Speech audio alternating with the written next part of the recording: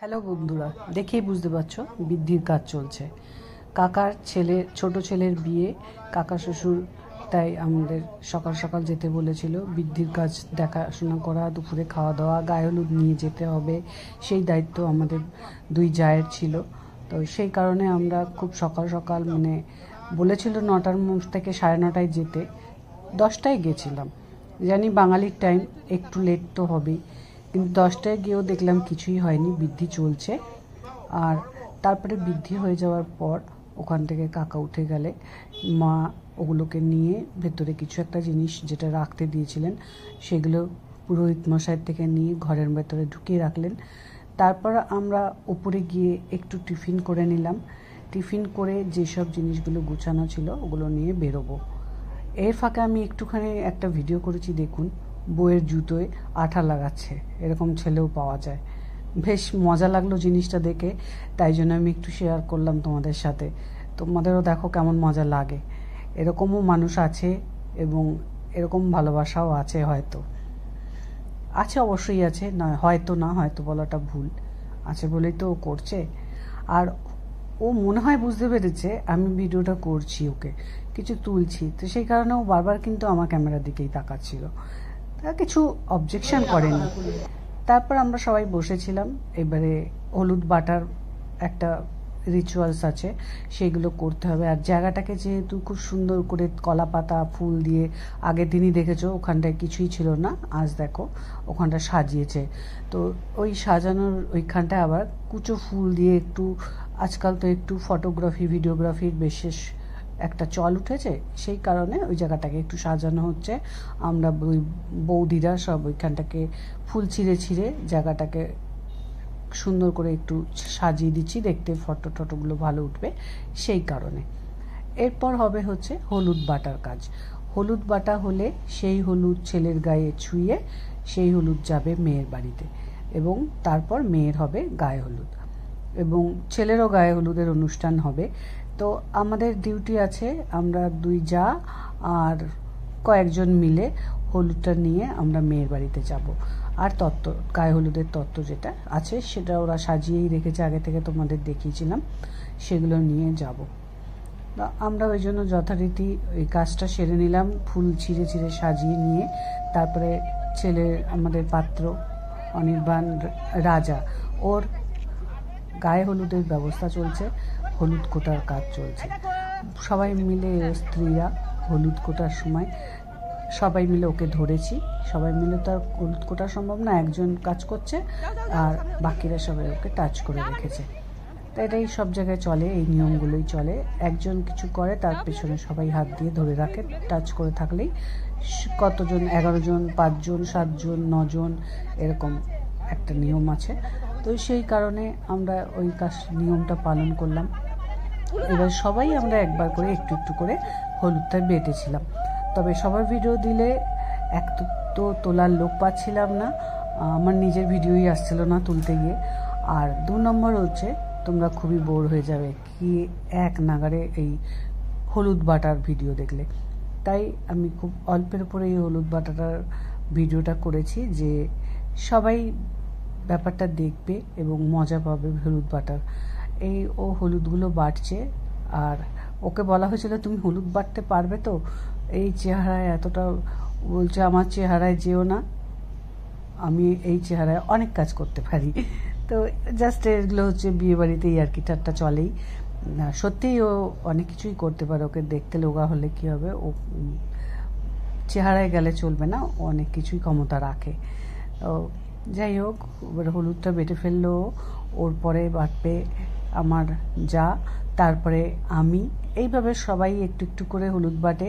আসলে আর কিছু লোক, সবার ইচ্ছা যে তার ফটোটা জানি হলুদ বাটার আসে, তো বা ভিডিওটা জানি তারা আসে, সেই কারণে সবাই একটু হলুদ বাটতে এগিয়ে আসে। তারপর হলুদ বাটার পর সেটার মধ্যে এদের কাছে একটা নতুন নিয়ম দেখলাম, টক দই এনেছিল আর বেসন। কারণ পুরো বেশি হলুদ লাগিয়ে দিলে অ্যালার্জি উঠে যায় অনেকের, তারপরে তোমার মুখের রঙটা পাল্টে যায়, মেকআপ করতে অসুবিধা হয়। দেওর বৌদিতে মিলে একটু হলুদ মাখতে মাখতে মজাও করছে, দেখো তোমরা। তো সেই কারণে ওরা বেসন আর টক দই মিলিয়ে হলুদটা পাঠাবে ভেবেছিল। তা পুরোটা বেসন ধোয়া হয়নি, টক দইটা তো ধোয়াই হয়নি।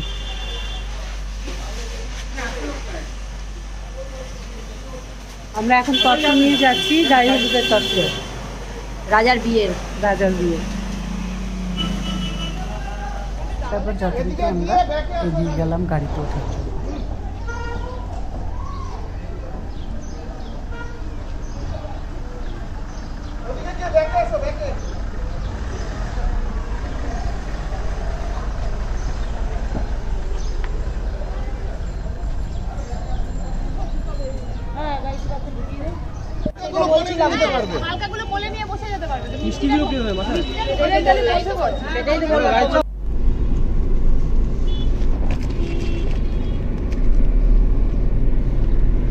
তত্ত্ব দুটো হাতে নিয়ে আমি সামনে বসেছিলাম। চন্দ্রশেখর দা, লিমার কাছে কত নাম্বার আছে? কাকিমা কি নিচে খালি হাতে মিষ্টি হাড়ি নেবে, আর সোনাই পরিশ্রম করে করে কেমে গেছে। আমি রোল নিউ করছি, বেড লাগাতে হবে। আর আমাদের সাথে আছে চন্দ্রশেখর দা, বেড লাগাতে হবে। এরপর আমরা গেলাম, আমাদের যেতে হবে বাগুইআটি অ্যাপেক্সের পাশের গলিতে। তো যেহেতু এই গলিতে গাড়িটা ঢুকবে না, তাই জন্য অন্য গলি দিয়ে আমাদের ঢুকিয়েছিল। বেশ ভালোই, অনেকটাই পৌঁছে গেছিলাম বাড়ির সামনাসামনি। এবং ওখানে তত্ত্ব দিয়ে একটু বসে মিষ্টি মুখ করে হালকা করে আমরা খুব তাড়াতাড়ি আবার ফিরে এসেছিলাম, কারণ বাড়িতে এইসব অনুষ্ঠানগুলো হবে, এগুলোও তো দেখতে ভালো লাগে। ওর একটা বন্ধু গ্রুপ আছে, তারা মিলে খুব আনন্দ করছিল। দেখো গায়ে ফুলগুলো লাগানোর জন্য কেমন বুদ্ধি খাটিয়েছে। গায়ে আগে দইগুলোকে মাখিয়ে নিয়েছে হাতের মধ্যে, তারপর ফুলগুলো দিতে ছড়িয়ে দিয়েছে, যথারীতি ফুলগুলো আটকে গেছে। খুব সুন্দরভাবে ডেকোরেশন করে বডিটাকে সাজিয়েছে ছবি তোলার জন্য, জাস্ট ছবি আর ভিডিও আর ছবিতে আজকাল দিনটা সমস্ত অনুষ্ঠানগুলো একদম খুব ভালোভাবেই মেতে ওঠে। আর অনেক কিছু যেগুলো আমরা আগে করতাম না সেগুলো এরা করে, দেখতে খুবই ভালো লাগে। এবং সত্যি ওদের বুদ্ধিও আছে, বুদ্ধিটা লাগায় ওরা, আমাদের সময় এগুলো এতটা ছিল না। যাই হোক, ওরা এরকমভাবে খুব মজা করছে, সেগুলো আমি একটু চেষ্টা করলাম ভিডিও বন্দি করতে, ক্যামেরা বন্দি করে রেখেছি, তাই তোমাদের সাথে একটু শেয়ার করলাম। যথারীতি সবাই খাওয়া দাওয়া করে বাড়ি ফিরে গেছিলাম। বিকালবেলা এসে গেছি সাজুগুজু করে, দেওরকে নিয়ে যাবে এবং তার পেছন পেছন আমরাও যাব সবাই মিলে, কারণ বিয়েটা খুব তাড়াতাড়ি 6টায় লগ্ন। কিন্তু লগ্ন 6টায় হলে কি হবে, 6টার সময় আমরা বেরোতে পারিনি, লগ্ন শুরু হচ্ছে 6টায়, ছিল অনেকটা রাত অবধি, ওই জন্য বসলেই হলো টাইম মতন। তারপরে যথারীতি দেওরের গাড়িতে, যে গাড়িটা দেওরের জন্য ব্যবস্থা করা হয়েছিল, সাজানো হয়েছিল, সেই গাড়িতে দেওর উঠলো, সঙ্গে ওর বৌদি আরও বন্ধু বান্ধব মিলে উঠলো, আর আমাদের গাড়িটা ছিল, সেই গাড়িতে আমরা নিজেরা কয়েকজন উঠলাম।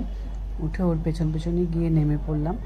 তারপরে গাড়ি যেগুলো ছিল ভাড়া করা সেগুলো ট্রিপ মারবে, বারবার করে যাবে, আর কিছু কিছু লোক নিয়ে আসবে। আমরা যেহেতু আগে পৌঁছে গেছিলাম ওদের পেছন পেছনই, সেই কারণে আমরা ওর শাশুড়ি মাকে বরণ করতে দেখতে পারলাম, এবং জামাই বরণ করে জামাইকে ভেতরে নিয়ে যাওয়া হবে, সেই সব রিচুয়ালস হচ্ছিল, সেগুলো তোমাদের সাথে দেখো একটু শেয়ার করলাম। আর ওর যেহেতু খিদে পেয়েছিল, দিব্যি মিষ্টিগুলো সুন্দর খেয়ে নিল। ও নাকি আগে থেকেই ওর বৌদি বলছিল যে বলেছে মিষ্টি দিলে কিন্তু আমি খেয়ে নেবো, তো ও মিষ্টি খেয়ে নিল। তারপর ওকে ভেতরে নিয়ে যাওয়া হলো, ভেতরে নিয়ে গিয়ে অনেকক্ষণ আমরা টাইম পাস করলাম, স্ন্যাক্স খেলাম। এসব করার পর যখন বিয়ের অনুষ্ঠান হচ্ছে তখন একটু সেখানটায় গিয়ে দাঁড়ালাম। তবে হ্যাঁ, আমরা পুরো বিয়েটা দেখতে পারিনি।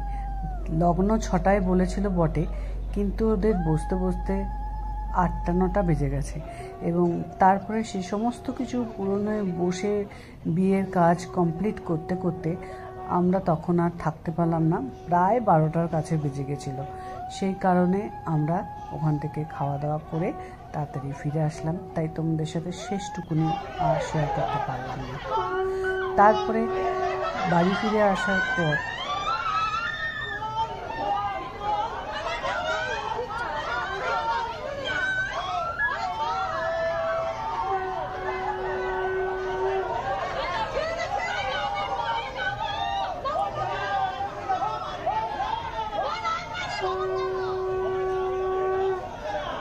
ও একটু ভয় পাচ্ছিল, এতটা উঁচুতে তুলে দিয়েছিল, ওদের মধ্যে কম্পিটিশান হচ্ছিল মেয়ের বাড়ি তুলতে পারে বেশি না ছেলের বাড়ি তুলতে পারে বেশি, সেই কারণে প্রচণ্ড উঁচুতে তুলে দিয়েছিল বলেও খুব ভয় পাচ্ছিল।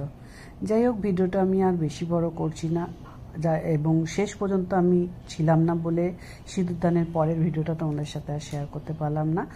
আজ এখানেই রাখলাম, টাটা বাই বাই। আবার দেখা হবে পরের কোনো একটা ভিডিওতে। সবাই সুস্থ থেকো, ভালো থেকো, এবং আমার ব্লগটা যদি ভালো লাগে একটা লাইক করে যেও, আর একটা সাবস্ক্রাইব করে যেও যদি ইউটিউব থেকে দেখে থাকো। আর ফেসবুক থেকে দেখলে যদি ইচ্ছা হয়, আমার ভিডিও ভালো লাগে, তোমাদের কাছ পর্যন্ত আমার ভিডিওটা পৌঁছায়, তাহলে একটা ফলো তো করো।